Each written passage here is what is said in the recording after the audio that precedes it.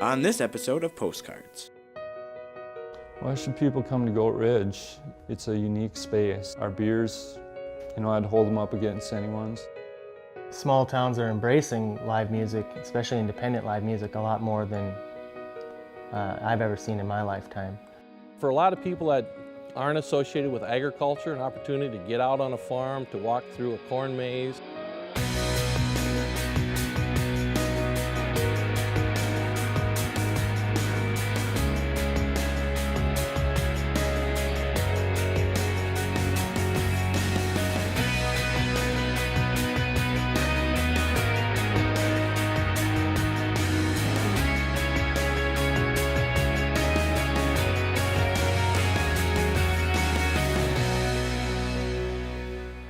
This program on Pioneer Public Television is funded by the Minnesota Arts and Cultural Heritage Fund with money from the vote of the people of Minnesota on November 4th, 2008. Additional support provided by Mark and Margaret Yakel-Julien in honor of Shalom Hill Farm, a nonprofit rural education retreat center in a beautiful prairie setting near Windham in southwestern Minnesota. ShalomHillFarm.org. The Arrowwood Resort and Conference Center, your ideal choice for Minnesota resorts, offering luxury townhomes, 18 holes of golf, Darling Reflections Spa, Big Splash Water Park, and much more. Alexandria, Minnesota. Explore hundreds of lakes, trails, and attractions for a great vacation or a place to hold an event. ExploreAlex.com. Tri-State Brain and Spine Institute, with locations in Alexandria, Edina, Crookston, and Maple Grove. Doctors dedicated to evaluating and treating all types of brain and spine problems, no matter how complex.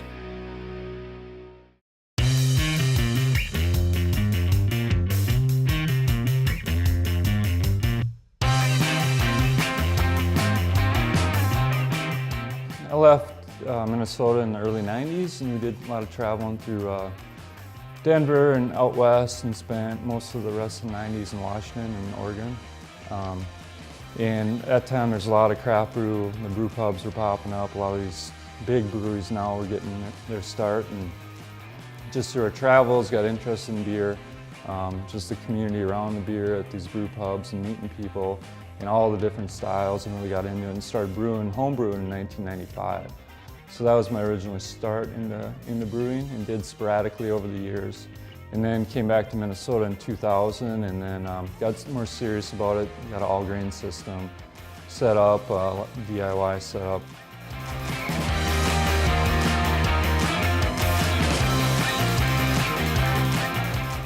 And then once this taproom law came into effect, the Surly Bill years ago, it was time to do that, every home brewer's dream. And we found this great piece of property in this town, New London, and that's what kind of kicked it off. And I was ready to start something and be part of the community and try to spread the word of craft beer and all that around here.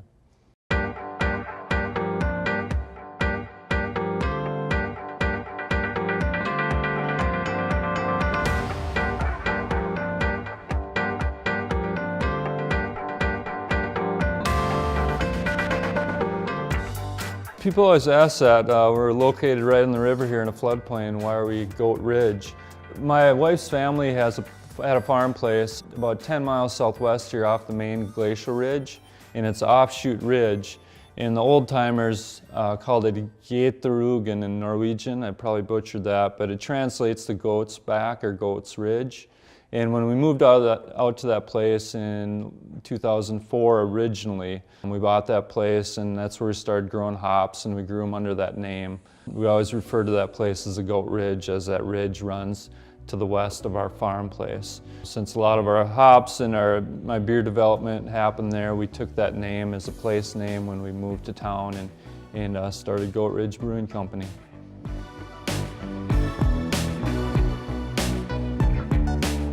I have a partner in the business who works a lot with the books and the booking of bands, and helps around the brew house when needed. And his name is Kelly Ash, and he works for the University of Minnesota out of Morris. Once I had the plan to start this brewery, he was an acquaintance I ran into at a town festival, and I told him I was starting a brewery, and he just recently moved back to the area.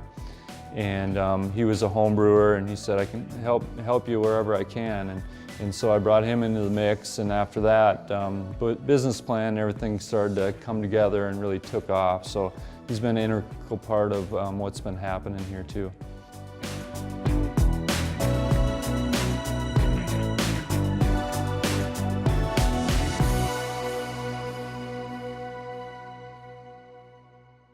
Creativity of craft beer, I think that's where you kind of separate them, the huge breweries and the small craft breweries, you know. It's a little more hands-on. American homebrewers have, you know, over the past 20 years have really bent the style guidelines. You know, used to be all these kind of set rules of what styles, what kind of ingredients you had with that, and temperatures and yeast and all this. People ask if you're a scientist or you're an artist, and it's probably somewhere in between. It's just a craftsman. But you're taking these different ingredients, you know, that you've learned over these years, what flavors they produce, and you have a beer in mind, a picture, and picking those ingredients. It's kind of a wide open process now. There's so many different varieties of hops that are producing so many different flavors, and you use hops in so many different ways, in different types of grains, and now people are adding, you know, all kinds of different flavors and herbs and all this, so it's really like a wide open world to create what you want, you know. And I think the craft of it is the small batch thing, you know. We're one of the smallest breweries in the state, and everything's by hand, and you're sweating and you're burning yourself, and you know, it's all part of the process, but that's the craft of it.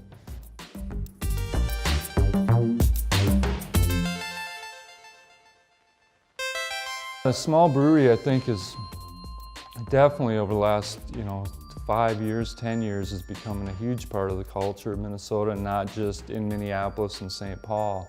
We see it here, and it's amazing to watch it happen, but that's kind of the vision I had when I started this, was to bring community together. We have 2 kids now. I wanted a spot to like help build this community, this little small town that has some uniqueness and some art and some boutiques and these natural resources outside our back door. We wanted to build that community and introduce craft beer and have that be as kind of a catalyst to bringing people together and having conversation and thinking up art projects. And now a lot of art projects come out of here, and a lot of great relationships have been forged. We bring in original music every couple weeks, and there's touring bands and people meeting new people and people becoming friends and being creative. And you know, it's a time for people to come together, and I have never seen an argument in here, you know.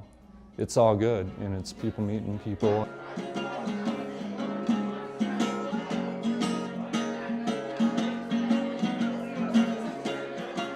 Mama, full of cotton. My head full of straw.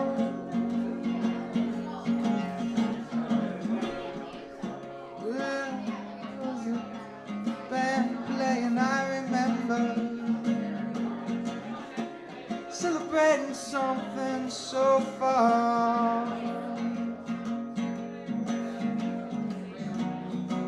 See the naked moon rising.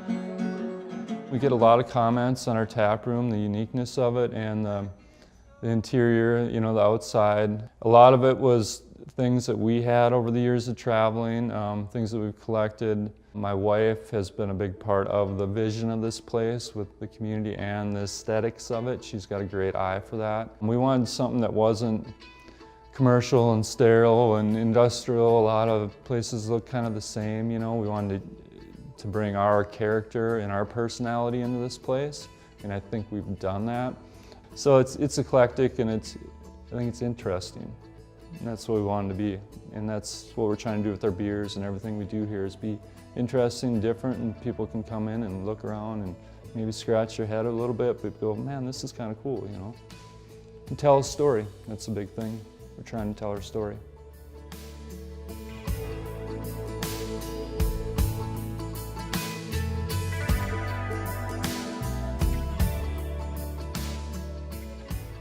The community feels like they have ownership in it.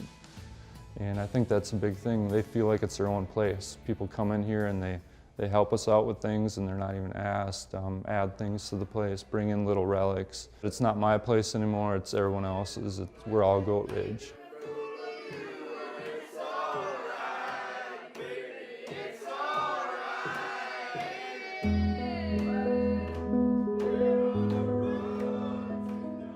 We try to bring in different events for entertainment, try to make it diverse, something that's not in outstate Minnesota in a lot of places. So we bring in original live music. Everyone's got original, they got their own music out. We've had some touring bands that have came from Texas and Colorado, a lot of music, some local acts, Minneapolis and Duluth. So a lot of it's started with the music, and a lot of the other things that we're slowly adding. We're about almost 2 years in now, so we've been adding some different things in the wintertime. We do a trivia night. We started doing open mic, getting more local people interested. We've had some rotating art exhibits in here. We brought in some local vendors, the Creamery by Bruton, some different local artists and craftspeople like that. And we're actually adding on a new space that we'll be able to do some more events like that in the future. We're having a silent film festival at the end of April, and we're going to have a live band from Duluth doing the instrumental for it. And so that new space we have is going to add another dimension to this, so we can continue to build on what we have created now. Why should people come to Goat Ridge? It's a unique space. Our beers, I'd hold them up against anyone's. It's great beer, good people, good music. We're supporting the community. Come out and see Goat Ridge.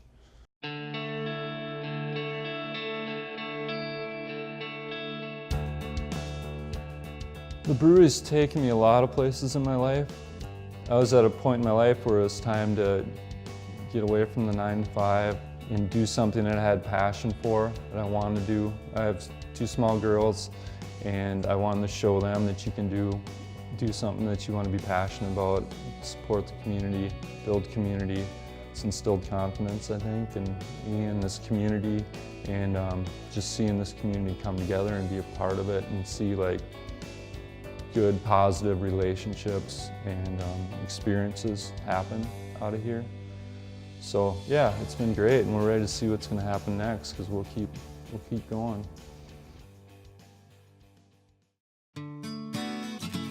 You know you can watch Postcards on your TV, but did you also know you can watch Postcards and other Pioneer shows anywhere, anytime using Pioneer On Demand at video.pioneer.org.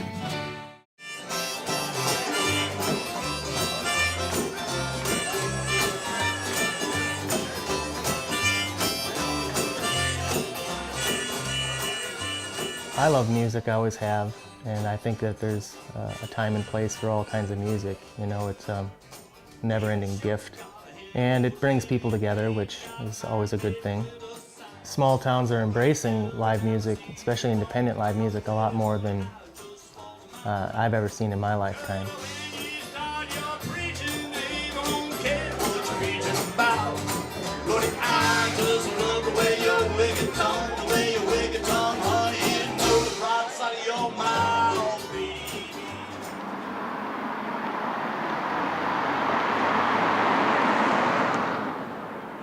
Wheaton is a great town. It's about 1,300 people. Small, good, tight community. We have Lake Travers about 15 minutes away, so we have a lot of tourism out here, and it's just a neat place to raise your kids. Nice people.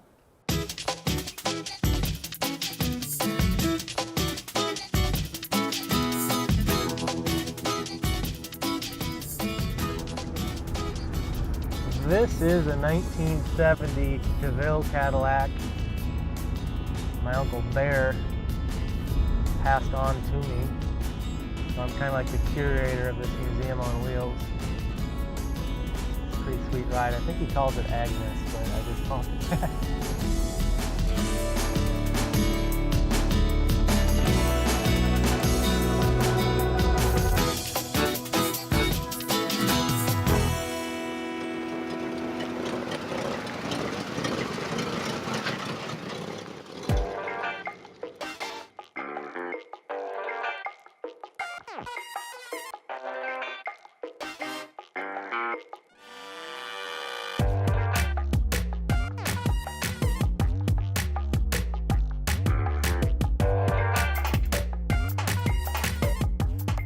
Well, my garage has kind of been my sanctuary. It's where I like to listen to all my music and have our friends over and We haven't had a car in there for 5 years. I seem to come home with used vintage gear that I find when I'm on the road, and it's really a rabbit hole that you can fall deep into, becoming an audiophile. Luckily I'm not that fussy. I like CDs, cassettes, vinyl, everything. So my wife gets after me sometimes when I come home with $40 worth of thrift store records, but she knows how much I love it, and she's been great. She's been really supportive of everything we've done. I couldn't do it without her. It's my wife, Kristen.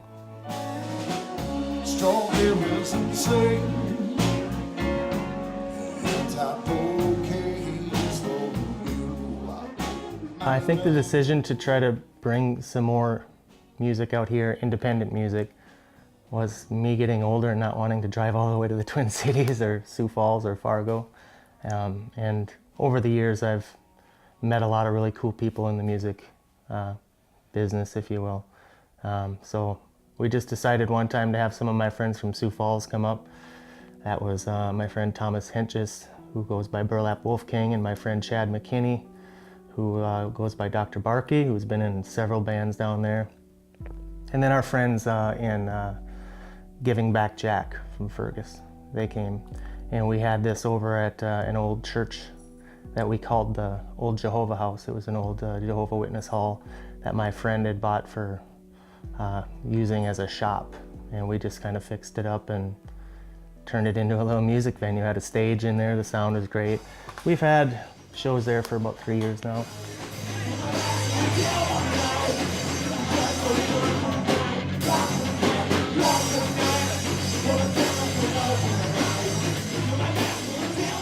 One of the shows we had at the Old Jehovah House was a band called The Kickback, and they're an indie rock band from Chicago.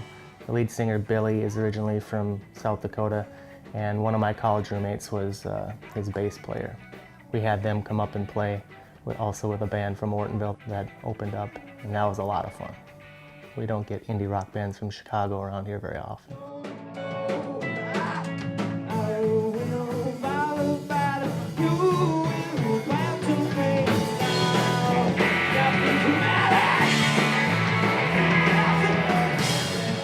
The audience loved it. Everybody had a great time dancing around. It's just something different, and it's pretty cool to see, 90% of the audience who have no idea who the band is, but they come out for the event, love the music, and just enjoy seeing and hearing something new, something different.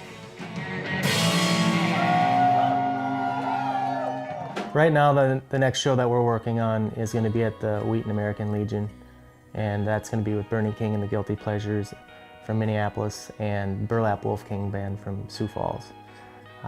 They're going to be staying at the house with us, so we're going to have about 14 people staying here. So we'll have every room occupied, and we'll have a camper pulled up, and it's really fun when we get people to come and stay with us. And I know these bands like to come out to smaller towns too. It's really kind of a kick for them to get out of there and play to different crowds. We've had shows, and after the shows, the bands come here, and my wife is a great host. And we put them up in the house, and we've had bands come here and play in the garage and do acoustic sets. When the Kickback was here, they were playing a song for my kids and some of my friends' kids on instruments that my boys own. So they had a little bongo drum and an out-of-tune acoustic guitar and everything, and they were just so gracious.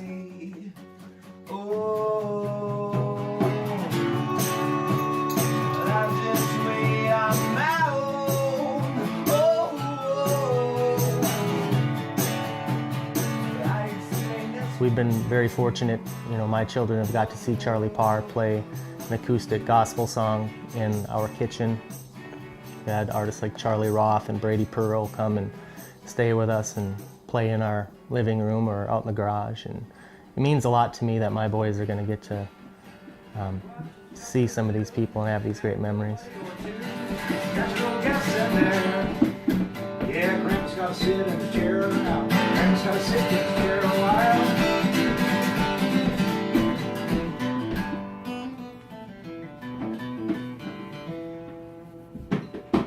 Oh, that was beautiful. Thanks, Charlie. Some of the bands that we've had here that I really love, these are all local bands, kind of Minnesota.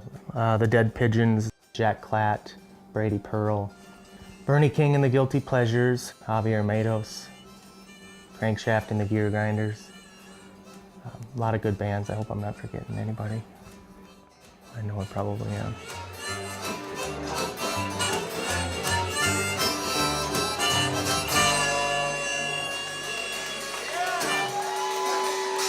We couldn't make these shows happen without the people that support us. You know, this Traverse County Music Club was just something that I came up with, but it's essentially all the people that have supported us. The shows that we've done have been mostly donation fueled, so we depend on people to pitch in so we can pay for the artists, and it's been overwhelmingly positive.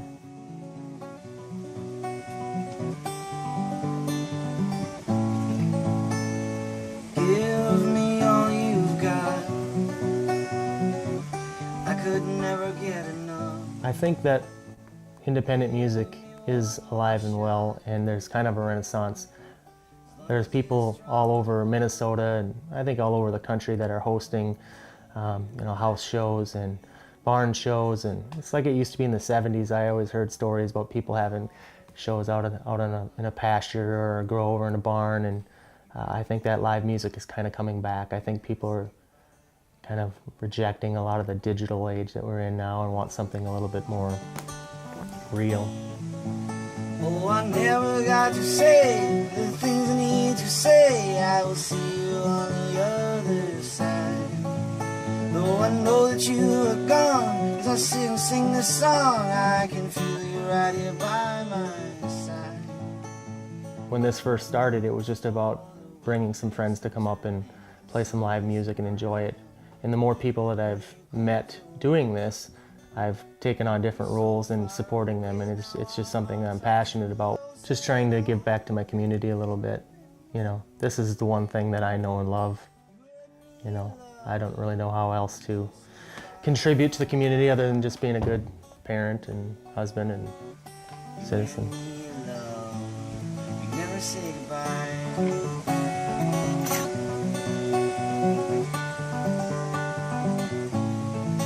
Say goodbye.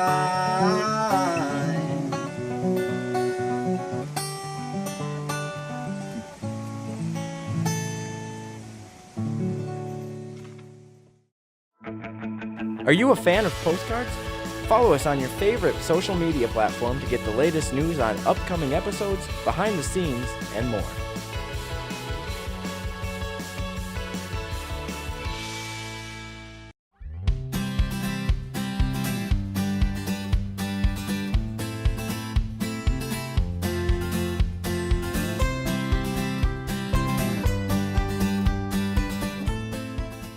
The corn maze is actually 6 acres that's cut in the shape of Minnesota, including all of the counties. It actually started as a part of the Rock River Pumpkin Festival, and that's been, I think, 8 years now, and for the last 4 years we've had a corn maze. And it started out with an idea of the former principal and myself, Mr. Bootsma, and I asked him if would wanted to do a corn maze. The first year that we did it, it was actually custom cut by a professional. And the last 3 years, my nephew, Seth Sprunk, has actually been doing the engineering and the designing.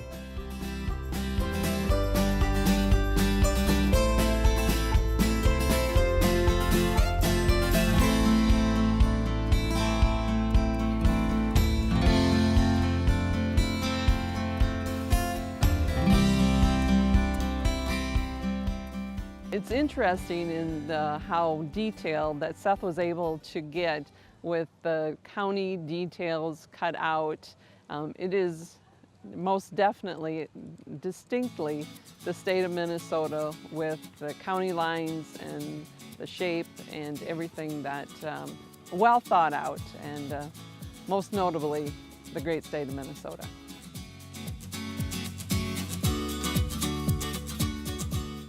It's actually done with a skid steer loader with a GPS and a flail chopper on the front of it. And actually mounts a computer that has the map in it that coordinates that he follows with his GPS on his skid loader. So he actually does a perimeter map first, and then he designs whatever he's going to do with the maze. This year he did the state of Minnesota. And so he designs that. It took him about 10 hours, I think, to graft and design it. and it took about 4 or 5 hours to cut it. Actually, when I cut it the first time, I used a tracking, and I used it on the lawnmower, and I tracked myself through the state of Minnesota so I wouldn't get lost, because I frankly did get lost and thought I was on one side of the maze and actually was on the other side. And so it's kind of helpful with GPS, even on my iPhone, that I could track myself to know exactly where I went to get myself back out again.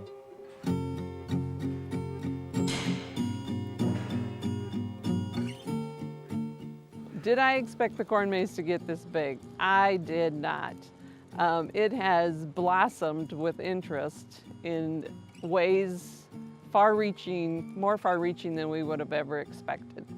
We had over 1,535 wristbands purchased the day of the maze, and we had 7 flatbeds with probably 40 people on a flatbed every 2 minutes going out there. And so up to date, I'm sure it's been over 2,000 people.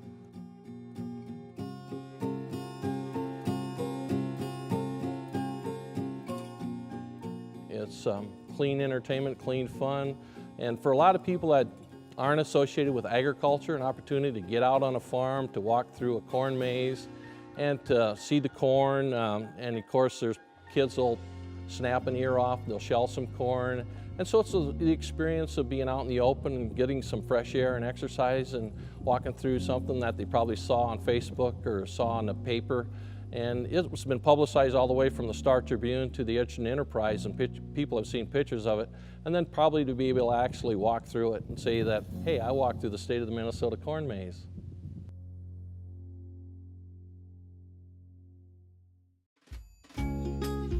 Visit pioneer.org/postcards to catch up on missed episodes and to find out more about your favorite segments.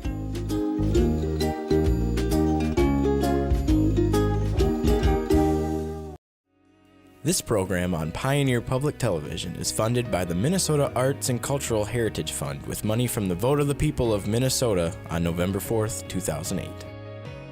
Additional support provided by Mark and Margaret Yakel-Julien in honor of Shalom Hill Farm, a nonprofit rural education retreat center in a beautiful prairie setting near Windham in southwestern Minnesota. ShalomHillFarm.org. The Arrowwood Resort and Conference Center, your ideal choice for Minnesota resorts, offering luxury townhomes, 18 holes of golf, Darling Reflections Spa, Big Splash Water Park, and much more. Alexandria, Minnesota. Explore hundreds of lakes, trails, and attractions for a great vacation or a place to hold an event.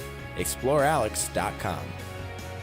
Tri-State Brain and Spine Institute, with locations in Alexandria, Edina, Crookston, and Maple Grove. Doctors dedicated to evaluating and treating all types of brain and spine problems, no matter how complex.